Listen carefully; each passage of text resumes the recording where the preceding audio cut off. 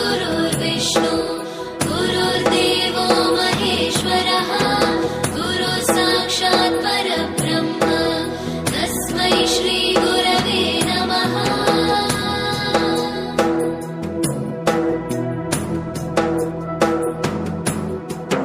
ब्रह्मानन्दं परमसुखदं केवलं ज्ञानमूर्तिं द्वन्द्वातीतं गगनसदृशं तत्त्वमस्यादिलक्ष्यम्।